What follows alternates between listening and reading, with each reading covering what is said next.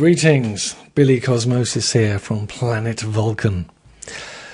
So, the trance heads of the internet have spoken, and apparently they require me to babble some more about Goa Trance, as it seems to be the most popular request. And not being one to argue, here I am. So, I've decided to expand upon my earlier assertion on a couple of videos ago about that you only need 3 notes really to capture the essence of a Goa sound. 3 notes plus some other things. Now, this is rhythm aside. Rhythm, we all know how rhythm in trance goes. It does that boom, boom, boom thing, bang, bang, bang, bang, bang. We know that. Now, what distinguishes, in my mind, Goa Trance from psytrance is, especially early Goa Trance, is the essence of it is resonant low-pass filters, resonant filters swept. That's the essence of it, plus delay. So that is the kind of essence of the sound in my mind.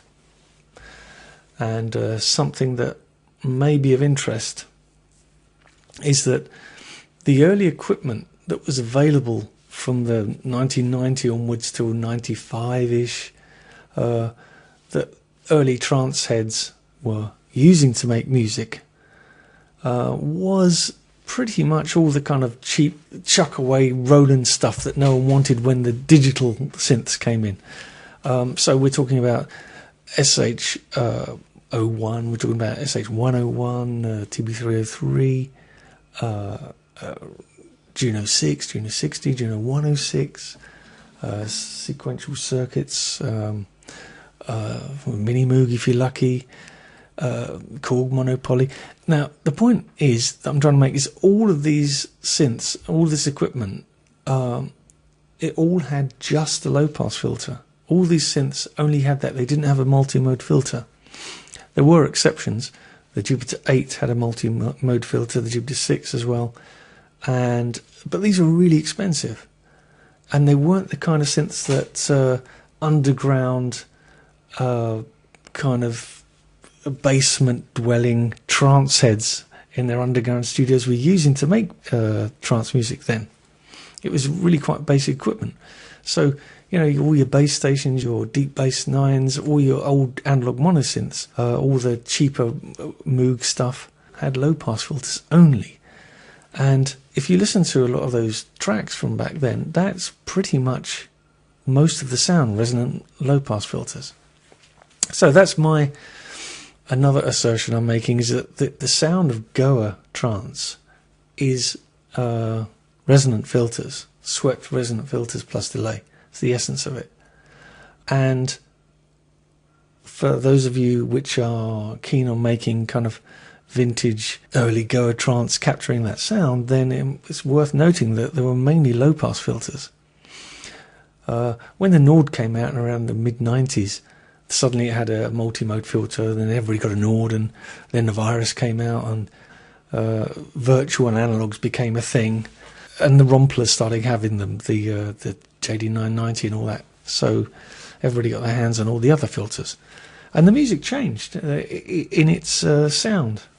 I don't know to what degree it was caused by that, but it definitely changed into what kind of became psytrance, evolved into.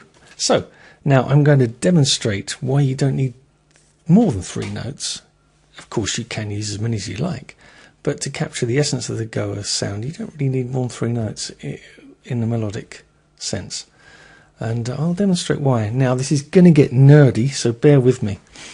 But we kind of get right into the science of the frequencies of the sound. So I'm going to play a note and I'm going to turn up the resonance. And what... Oh, someone's dog's barking. Okay, so...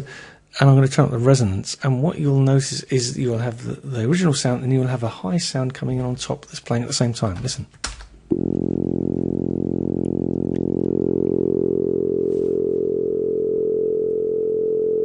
Can you hear that? Now, I've got another sound here, and I'm going to show you, it's this note that comes in. So this is the actual note, the key note, and this is the one that comes in. And this is the distance between them. And together they sound like this. It doesn't sound quite the same because I'm representing it by two notes on a different sound. Now, got that.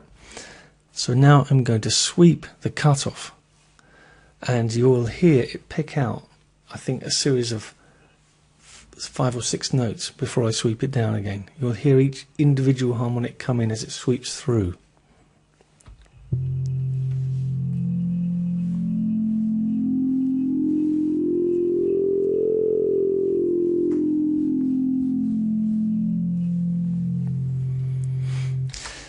Right, so now what I want to point out is it's interesting because these harmonics are actually an integral part of the note. In other words, you have the note, and inside, internally, you have all these harmonics that are present inside it. All the resonant filter is doing as it swoops through is picking out those notes. It's not adding anything. They're already inherently and naturally part of that vibrating oscillation, which we call a note.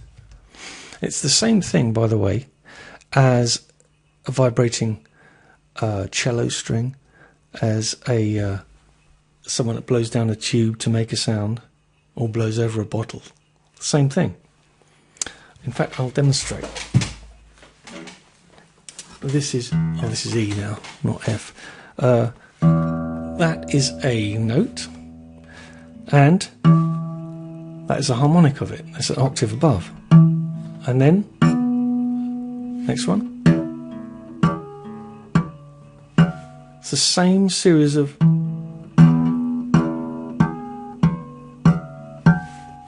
harmonics.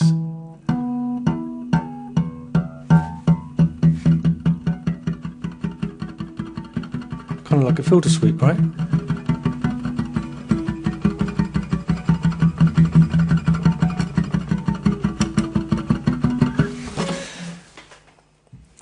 The point of that is to demonstrate that these things occur in the natural world.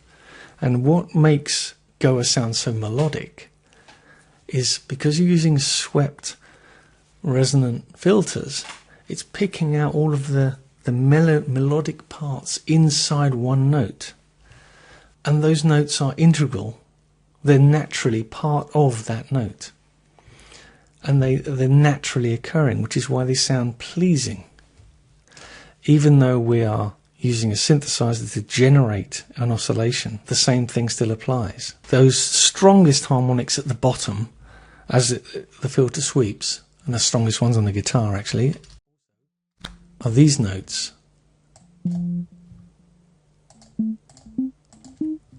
And to prove to you that the swept harmonics are the same as the notes that I've depicted here, that I'm playing here, I'll play them both together.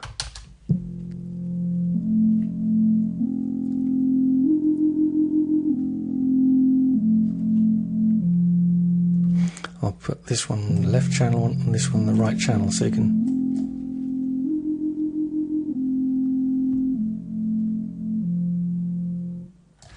Now, that's not to say that there aren't other harmonics. I mean, they're just the 4 strongest ones at the bottom of the sweep. But as you sweep up, there are more harmonics, but they become more faint and they get closer and closer together, so that you can't hear them individually. They turn into a kind of sweep eventually. So listen to this, you'll hear it.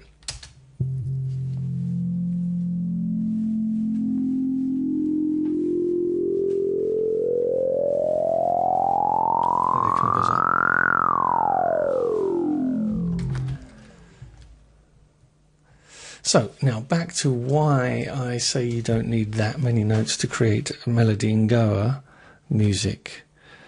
And it's because of this. If you've got 3 notes and you've got 4 or 5 harmonics in each note, you've got all the notes on the piano anyway. Listen. That's the first note. Second note plus its harmonics. Third note plus its harmonics. So just taking the strong harmonics, the first 4, one of which is an octave, then that gives you and 2 of those notes are doubled. Then that gives you almost all the notes on the piano. It gives you 10 instead of 12. But including the other harmonics, then it covers the whole range of the piano. So you have all of those notes internal to those 3 notes if you're using resonant swept filters. It's actually what gives it the colour in Goa music to my ears. What makes it sound pleasingly colourful to my ear is that all the harmonics are consonant or related to the notes that you're using, and they're kind of brought out, and especially with a bit of delay can make for very interesting, pleasing and trippy sounding music. So end of Nerd Out, and if you found that reasonably entertaining, then hit the subscribe button, and because I'll be making some more of this nonsense, and you'll be informed if you do that. Okay, that's all for now. Cheers.